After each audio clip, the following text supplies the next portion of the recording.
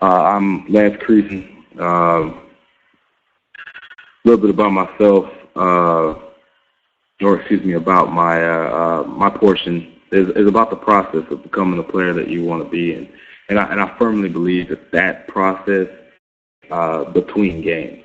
So my section of this webinar will take you from the last snap of a game all the way up until the morning of the next game.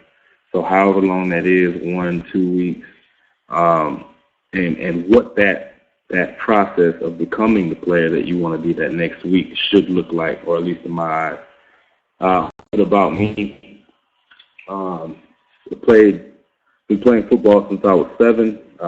Actually didn't start playing the quarterback position until high school, but fortunately enough, I did it well enough to play ball at Northern Arizona University, Division I school in the Big Sky Conference. And after that, started getting involved in my coaching career. I coached high school quarterbacks and receivers in Houston, Texas, and sent a couple guys to play to further their career at the NCAA level. Since then have played in Serbia and in Australia, and I'm headed back to Booker Belgrade for my second season this year. Off to the good stuff. The process, like I said, starts from the last snap and it continues throughout the week's preparation. Okay, I'm a firm believer in, and based on your preparation, okay, the work that you do in the week leading up to your game and your readiness, generally your performance has already been played, meaning the outcome of the game, or at least your specific performance as a quarterback has already been taken care of throughout the week. And throughout that week, you need to make sure you're setting yourself up for success by creating goals, benchmarks, and checkpoints, if you will, for your own progress.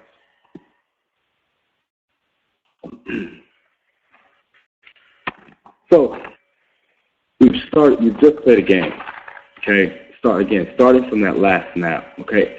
The first thing that people are going to look at is the quarterback. As a quarterback, you have to recognize that you get way too much credit for when things go right, and you probably get way too much blame for when things go wrong. So it is important for you to keep an even keel and remain positive in your responses to these situations. Okay, so what impression will you leave upon your teammates, coaches, fans, anyone who was in attendance at that game, or not even in attendance, maybe somebody that might be watching film? Okay, these goes with your body language as a player when things don't go wrong. Are you the guy that's pointing fingers to your teammate, or are you the guy that likes to talk smack after a play? Okay, what kind of impression are you leaving upon the game? Okay. Furthermore, when the game is done, there are a lot of emotions and a lot of thoughts and feelings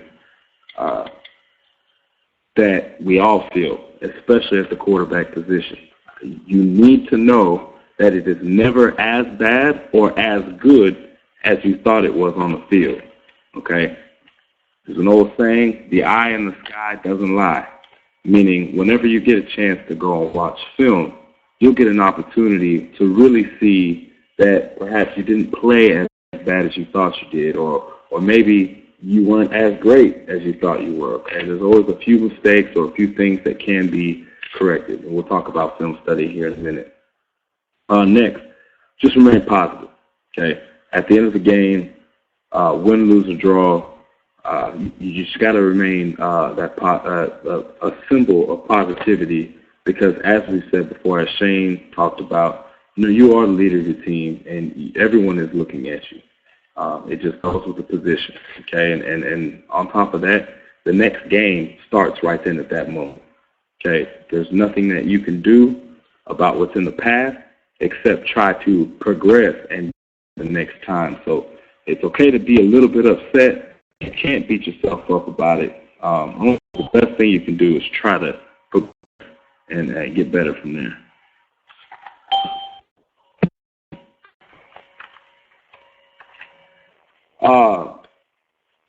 So it comes with recovery. Generally, the day after is when the soreness and all the effects of the game start to take in. Okay, so it's important to take care of yourself, mind, body, and spirit.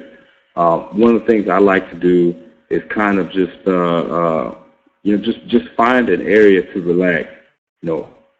Take my mind off of the game just for a little bit, so that I can refocus and recharge. All right, taking care of yourself is just as important. And one thing you'll hear in this section is that most of this position is mental. So take that into account as we continue. So again, mind, body, and spirit, psychologically, physically, mentally. Okay, there's nothing worse than a player beating themselves up over something that happened in the past that you no longer have control of. It's important to regain a strong, positive mindset so that you can move forward. Okay, and that moves us to film study. All right, grab film, get involved, create questions. Okay, become your biggest fan and your biggest critic. All right, I understand that not everyone has film available the day after, or maybe even 2 days after. However, every single one here has the ability to get online and find something. Okay, get back involved in the game, create questions, meaning what kind of things can I improve on, or how is it that this play worked and this one didn't? Okay, so not only critique yourself, but also try to get an idea of what's going on the field around you. It brings us to study. Now, in life, some of the people who make the most money are generally the people who are required to attend the most schooling. So we're talking about like doctors and physicians, lawyers and business executives with all these degrees. And I use the word study because we also see the same thing with successful and elite quarterbacks. The ones who end up, becoming legends are the ones who are students of the game, the ones who study themselves, the game, their teammates, okay, everything about it to try to get better.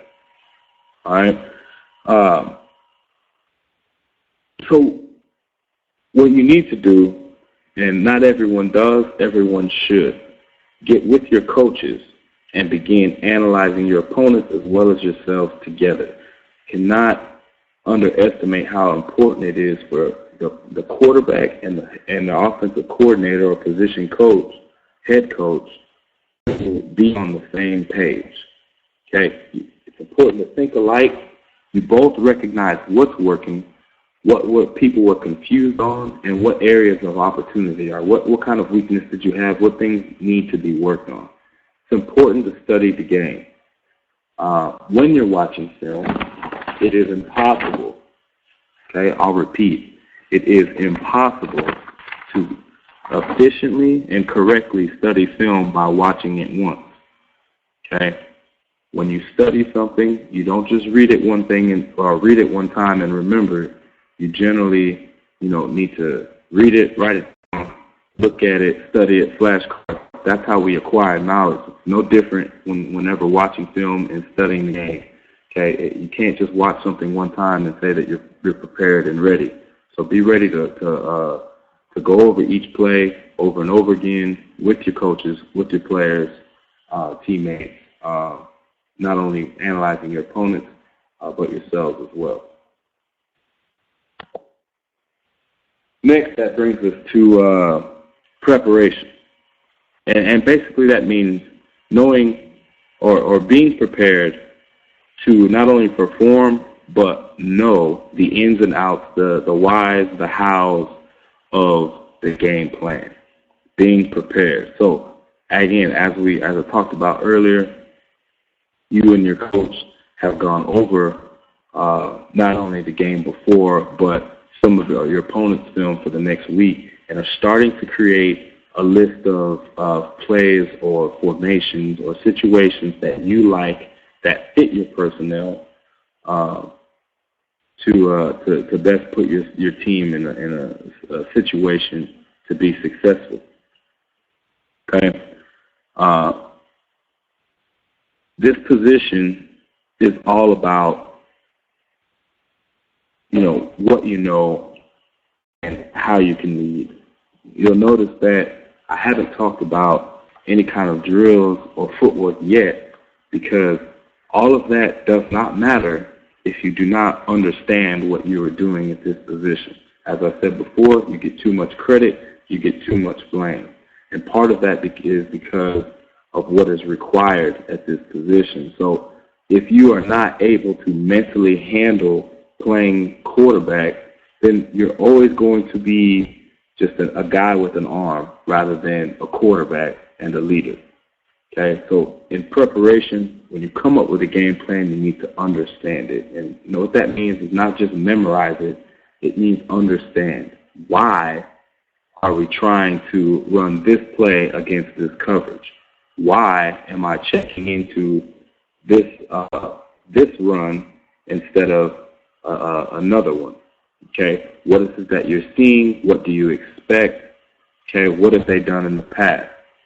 Second, understand your role and everyone else's. As a quarterback, you are a coach without the title. If you do not prepare yourself and really own and understand that you are a coach without the title at this quarterback position, then again, you will never be an elite player. You will just be a guy that can maybe throw the ball. Okay, so you need to understand your role on your team and everyone else's. Every offense is different.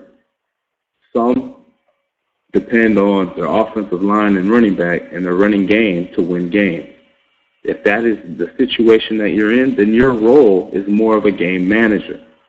Okay, getting people in the right position and making sure that the offense is executed. Sometimes some offenses require a little bit more out of their quarterback. Either way, it's fine, but you need to understand your role and also everyone else so you're able to answer questions and, again, truly understand the game plan. Third, as you have developed a game plan, as you've begun to truly understand why it is that you're doing things, go back and watch film with this new sense of understanding and purpose, okay? Go back and reevaluate some of the things that you have been doing in the past and what you'll need to be doing in the future in order to be successful. This is going to take you to your preparation for the rest of the week. Again, alternatives to video, not everyone has it. However, it's 2013. Every single one on this planet has access to YouTube. And if you're playing the game, if you're a coach or if you're a quarterback, you're smart enough to understand what other teams or people are running similar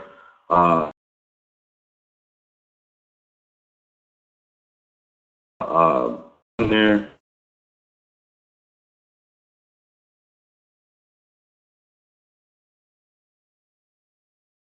You can critique some of the things that they are not doing as well. Not going to go too much into practice. Shane did an excellent job of giving some drills as far as what you can do physically. But again, mentally as a quarterback, you need to be in the moment and not just showing up at practice. And I'll explain the difference. A lot of people, especially some of these quarterbacks who are not as used to playing the position or being coached, and regardless of their quarterback, a lot of people just show up to practice, and they're not actually there mentally. Their body's there, but their mind is somewhere else. They show up to the field, they're still joking and laughing around about some stuff that happened yesterday or what happened in, the weekend before. Whenever you step on that field, it's business. Okay? You're there to work. You're there to get some stuff done, and ultimately you are putting in your time towards a championship. So remember that, okay? And also practice the way you play. Okay? If you're going to slack off and play around at practice, you're probably going to get that same effort on the game as well. every quarterback, like Shane talked about, you set the tone. You are the leader. You are the example. Okay? If you set the bar high, if you set your standards high, the rest of your teammates will follow. All right? And as we said, every team here is in a different situation. Okay? Some are on smaller clubs. Some are on bigger.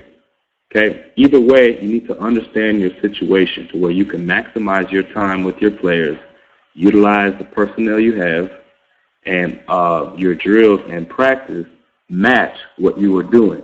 Like I said before, if you are in a run-first offense, I don't expect you as a quarterback to be doing drills that are from the shotgun, drop back 5-7 steps, when that's not really in your offense. Do things specific to what needs to be done in the game, and I'll talk a little bit more about that later. The last one, create leadership opportunities for others.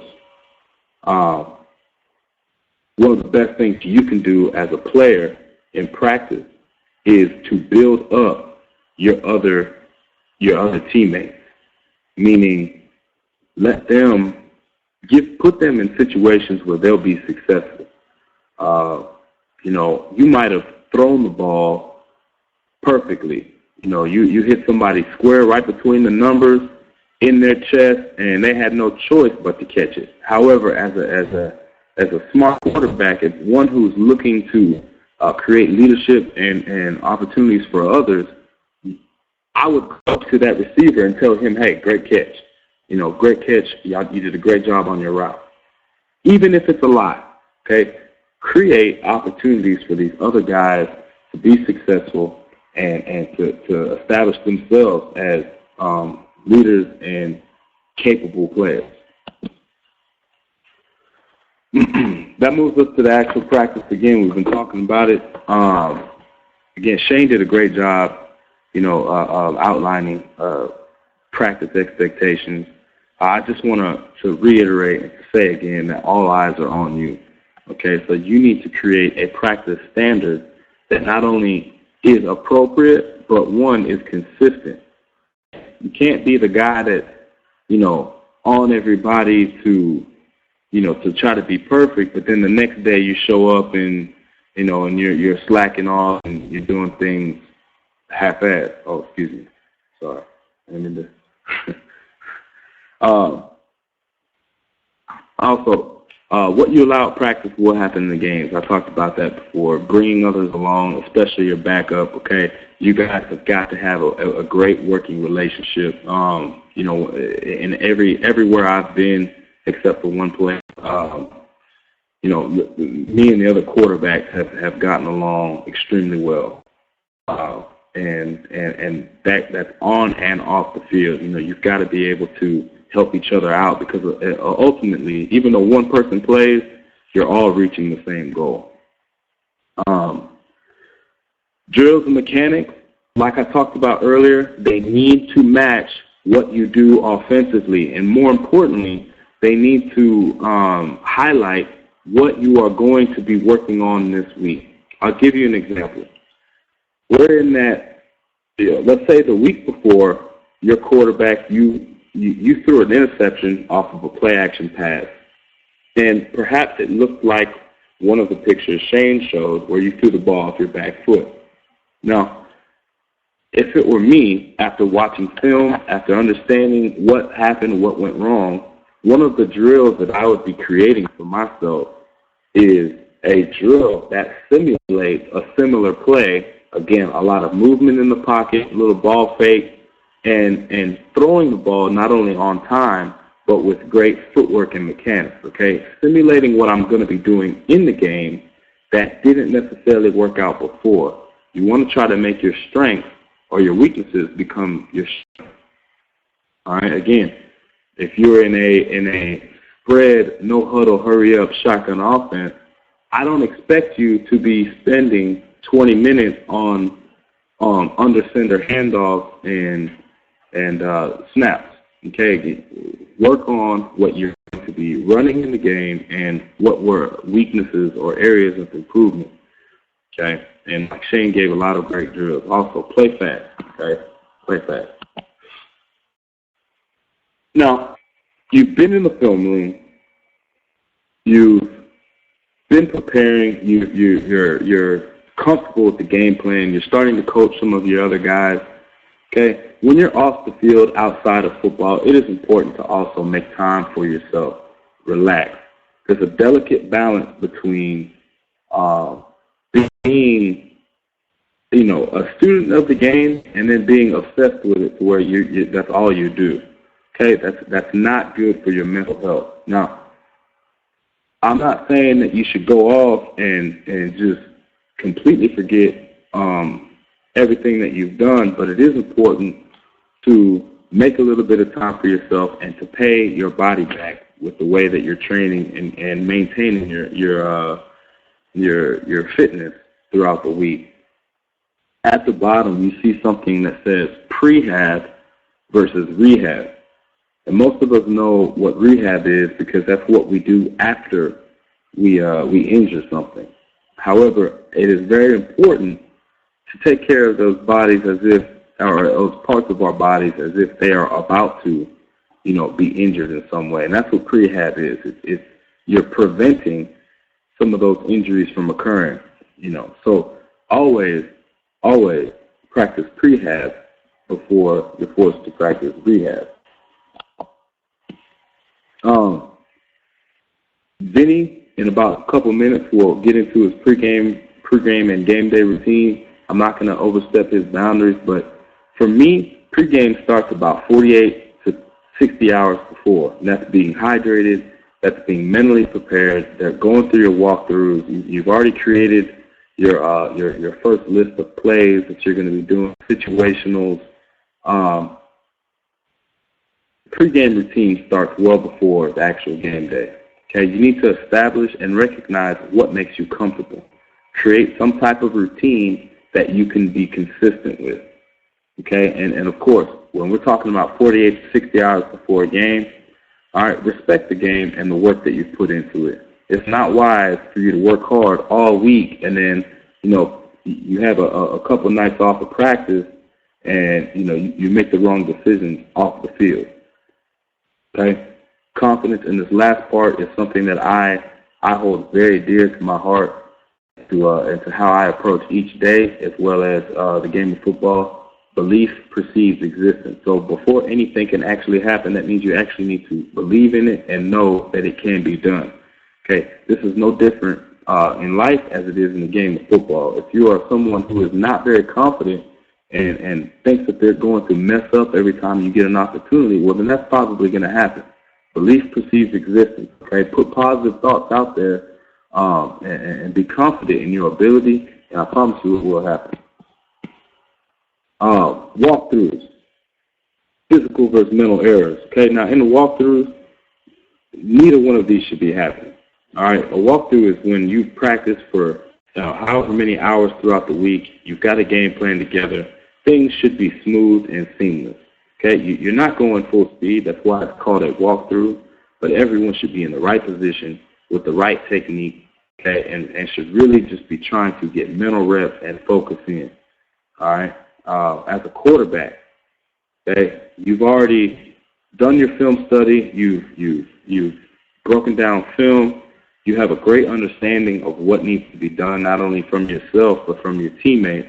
Now's the time to create a list of favorite or most plays that you're most comfortable with for various situations. Okay, we like to come up with the something that we call the dirty dozen, which is really just your first 10 to 12 plays of the game. Stuff repped over and over in practice. The guys feel comfortable with, and of course, you as a quarterback, you feel ready and confident that you can perform those plays in critical situations, 3rd and 1, 3rd and 6, 3rd and long, 2nd down, whatever the situation is. Okay? And at the last part, coach and player have to be on one mind. Got to be on the same page. Again, game day, Vinny's going to talk about that, but it is a business mentality. Okay, make sure you visualize success. Again, belief precedes existence. Just talked about the dirty dozen, the situational. And again, there's more opportunities for you to be a leader. Okay? Build up your teammates. Allow them to experience a little bit of the limelight, a little bit of the popularity, when great things happen. And also, don't forget to smile. These are quarterback rules that, I've learned along the way that, I pretty much say to myself before every game, before every practice. And it starts with number one. I am one player. I am not making all this stuff happen by myself. So you need to recognize the fact that it takes 11 guys to be on the same page to have success in this game. You are, all right, so I am one player. Second, it is my job to throw for first down, not touchdown. Okay, as a quarterback, the ones that try to make things fit in spots that they're not supposed to and are trying to do too much are the ones who don't play very long, okay? Your job is to get first downs, to move the ball, and to be efficient. Touchdowns will come as you take care of that. Next, and it goes along with that the third one goes along with the second. I will not pass up something good for something better, or what appears to be better. Again, that goes along with if you've got a running back open in the flat, I don't pass him up because I'm trying to force another throw behind that. Okay? If you've got somebody open, give him the ball, let him be an athlete, and let him do what he needs to do. That goes with throwing first down rather than trying to create touchdowns. The last one, or the fourth one, is one of my favorites. I will reserve the right to punt. Fourth down is a good play. Okay? Hold on to the ball. Okay? Throw it away on third and long instead of trying to force it just to make something happen. Okay? Punting the ball, kicking it, whether it's a punt or whatever, that is a good play. Okay? And the last one, I will lead by example. That's self-explanatory. And underneath that, own it on the field. Like Shane talked about, if something happens, it's your fault. That's on me. That's on me. That's my fault as a quarterback. I'll take that one. That interception, a fumbled handoff between me and the center, or a miscommunication between me and the running back on a zone read option, hey, that was me. That was my fault. Now, when we go back and watch film together as a team, if we see that it was someone else's, then we talk about it then. But as a quarterback, you never, ever call out your players on the field. It is all on your shoulders.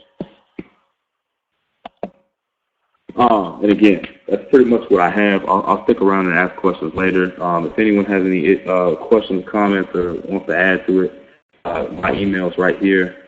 And, of course, you can find me on Facebook and just send me a message about this, and I'll get back to you as soon as possible.